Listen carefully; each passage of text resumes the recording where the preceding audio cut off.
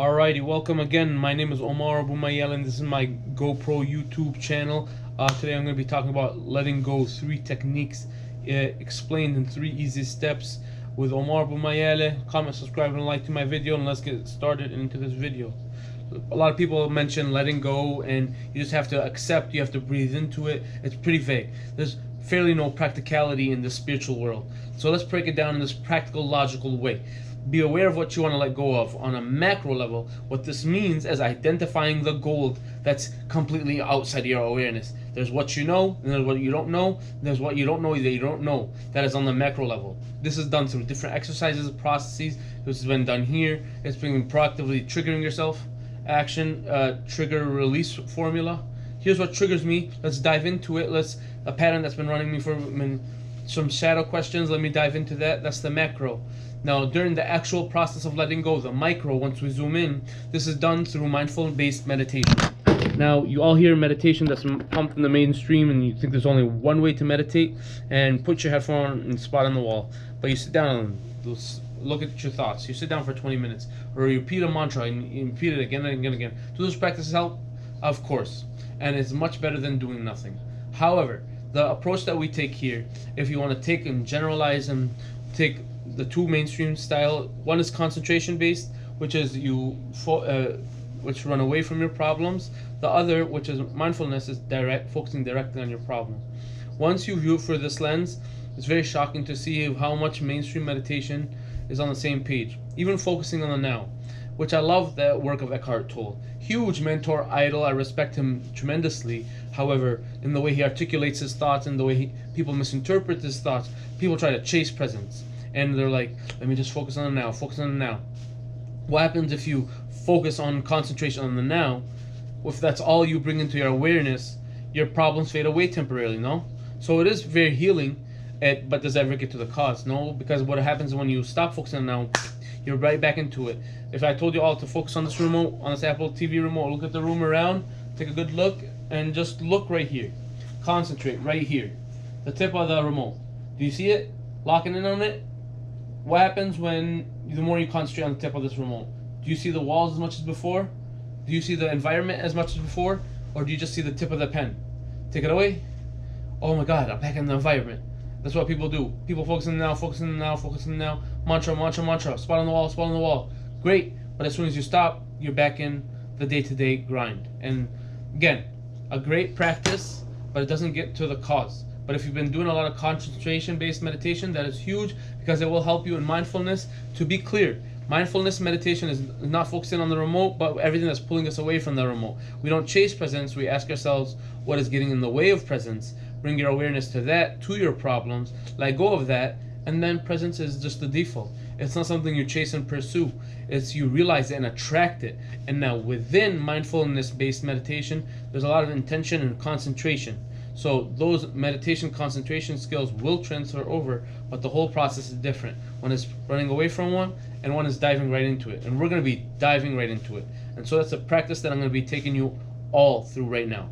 And going deeper right now on the micro, what that means is during this mindfulness-based meditation, you're going to be bringing your awareness to the different sensations inside, not thoughts. But this is very important. If you try to get let go of a thought and you focus on thought, you think of a million similar thoughts. Thoughts are self-reinforcing and endless. If you think of this situation, it reminds me of this endless. It's not thoughts, not emotions, but sensations. What's the difference between emotions and sensations? Emotion is the mental label that we place on different sensations. And emotion is very vague, and emotion is not something that you can precisely locate in the body. If you take fear, what is fear? It's pretty vague. It's just this fear thing, this anger emotion, this vague thing. Sensation is precise. For example, not in the stomach. Oh, I feel it right there. Ooh, my heart's beating a little fast. Ooh, a little tingling. When those kick in, the various sensations you can locate, the mind analyzes it. Not in the heart, the fear, the stamp of fear on it. That's what the mind does. That's the emotion. You don't want to engage the mind. We're not going to focus the emotions. We're going to focus on what comes first. Here's the beauty of it. Process the sensations, ultimately experiencing them. The emotions associated fade away, and all the thoughts associated fade away. That is getting to the cause when letting go. So during the mindfulness-based meditation, you'll bring in your meditation to the sensations inside. Your mantra is, what are the associated sensations? Come back to that again and again. What are your associated sensations? I'm going to have you think different perspectives. You might think of someone or think of a memory of a person. Great. Your job is, now that the person is in the light of my mind's eye, what are the sensations? What are the sensations? What are the sensations? Keep on bringing it back to that. That's where the real work is done. And to facilitate this, what we're going to be doing in the first part of this meditation is bringing your awareness from up here all the way down to the base of your spine. Whether you believe in chakras, is what you will find as you bring your awareness down there is you will immediately feel more grounded and much more aware of how you feel inside. You're out of healing right here. This mental thinking about life, you get into the body. Why do you get into the body? How else are you going to be aware of the sensations? So that's the first part of this meditation. Be aware of what you want to let go of. Macro and micro during what you're trying to be associated sensation to facilitate it, to bring awareness on the base of the spine. From there, allow yourself to experience it fully. Well, that's where the beauty of letting go comes into place. People think it's a big mistake. They think that letting go is getting rid of. Okay, I'll look at the sensation, not in my stomach. Go, and then that doesn't work. Why? Because by trying to get rid of it, you're still labeling it as something bad, and you're still resisting it. And whatever you resist, persists. So you're still hanging on to it. So when it comes to the sensations, the goal is not to get rid of them, not to fix them, not to change them, not to understand them, not to make sense of them, is simply to experience them. And this brings back a nuanced, subtle yet key point where we think if we do nothing, we'll get nothing. If you're all sitting still, can you put your hands up? You feel like you're doing nothing, right? In this moment. Pure quiet. This is me doing nothing. No. Right now you're doing something. What are you doing? You are still internally attached to being a certain part of you, and you're still disowning and resisting other parts of you. So put your arms down. So what is letting go? What is letting go is not doing the letting go. It's you taking a break from you doing and not doing. Think of it as now it's like stuffing down. I gotta be good enough. No, just stop. Instead of trying to do something more feeling, what do I do? Or just feel. That is letting go. If you think of letting go as another doing process, you already shot your foot off. It is the act of not doing and experiencing. It's something that's very simple, but yet not easy to do. Okay, but to facilitate this, is you got to take it to the third step, is letting go by letting out. We're going to be doing various breathing cycles, and the breath that I like the most is the chronic breath that you're going to inhale through the nose on the count of 6 and hold for 3, exhale out of the mouth and making a shh and holding for 3 again. For 6, hold for 3, hold 6 for 3, and we're going to be doing this in the beginning from the base of your spine and simply to ground you in your body. And throughout the meditation, as to when it comes out through the sensation, this breath can help allowing yourself to experience it, letting it take over, and ultimately, and whatever, not resisting whatever is there, it will naturally run its course. Nothing is permanent unless you interfere. Okay? So your intention during the meditation is also very important, is to move towards what you're feeling, not away from what you're feeling. So a good external practice after this event is doing a cold shower. Not in a traditional self-help way, where they fight the cold, where they relax into the cold. See if you can go into the cold water and see the default reflex, tighten up.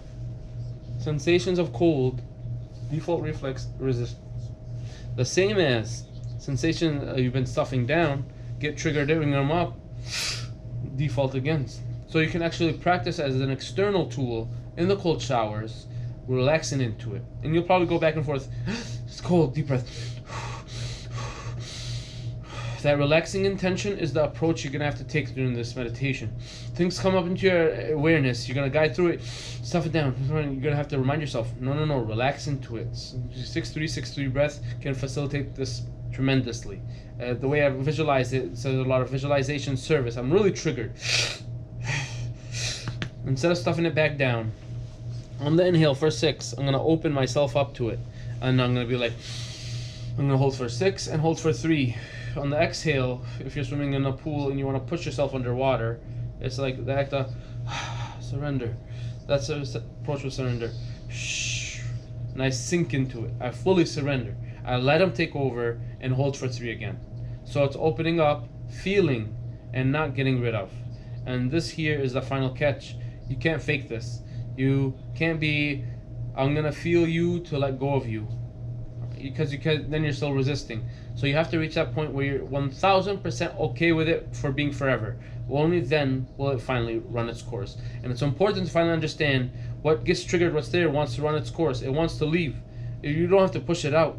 It wants to go. You're keeping it captive right now. So this is what the process. Once more, I'm going to guide you through this. I'm going to do this breath.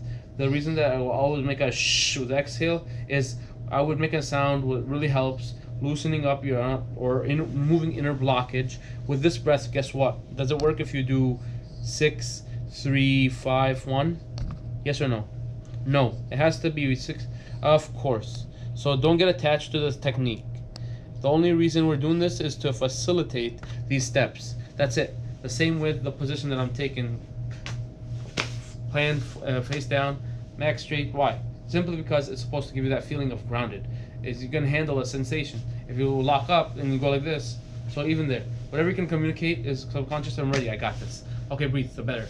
And I also suggest whether you, because the work happens on the sensation level. When you get in touch with the lesson, one lesson, guided.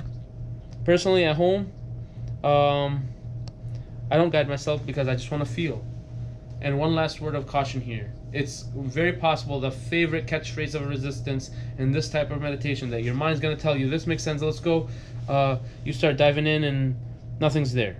And your mind tells you, okay, you want me to focus on the sensations, but I don't feel anything. There are no sensations. Classic line of resistance. The only way, this is where you must not buy into that. The only way for you to have 0 sensations is to be dead. Your body to be cold. The mere fact of you being alive, there are sensations. And again, think of resistance. You want to get rid of it. Resistance wants to survive. What's the easiest way to survive if you're resistance? Is convince the host you're not there. There are no sensations. There is nothing to let go of. You don't feel anything. You're good. Move on, move along. No. So don't buy the bluff. I don't feel anything. Am I dead? No. So I am feeling something. And this is the other key. Ask yourself, if resistance tells you that, okay, thanks resistance, what does not feeling anything feel like? What is that another mental label? What are the sensations of nothingness? What are the sensations of emptiness? What are the sensations of not feeling anything? And you can tune into that. And they might be more subtle, but that's fine. But people get hooked on intense sensations, thinking that the more intense it is, the more work that needs to be done. No. Subtle sensations, even if you feel like nothing's there, there's something tingling in the top. Focus on that. You're still accomplishing a lot. And to even simplify this whole model is the grossest simplification. You could say, hypothetically, to let go of one thing, you say you need to do 10, all the way 1 to 10 releases. However, all the way up to 9, it feels like nothing is there. All in the last one, 10, it's super intense. What people do, they embark on this. They're like 1, 2, 3, not much. Without realizing that to access number 10, where it might be very intense, you first need to process the resistance through the first 9. And a lot of letting go through resistance feels like nothingness. So don't give up. Keep on going. Just because it's subtle doesn't mean you aren't accomplishing a lot when it comes to letting go. And when you take this approach, things change tremendously. And what you'll realize is what you experience here is subtle. So the key reminder to tell you after this meditation is whatever you're actually doing here, nothing matching, nothing surreal. We're not summoning unicorns or fairies or spiritual beings. We're simply feeling what's going on inside. The most simple thing, yet the one thing that none of us do. No one's doing this down the street. We're all trying to run away from our feeling. We're trying to express it, scream it out. We're trying to distract ourselves, trying to numb ourselves. Let me smoke, let me drink, let me do some stuff. More food. We never stop to feel.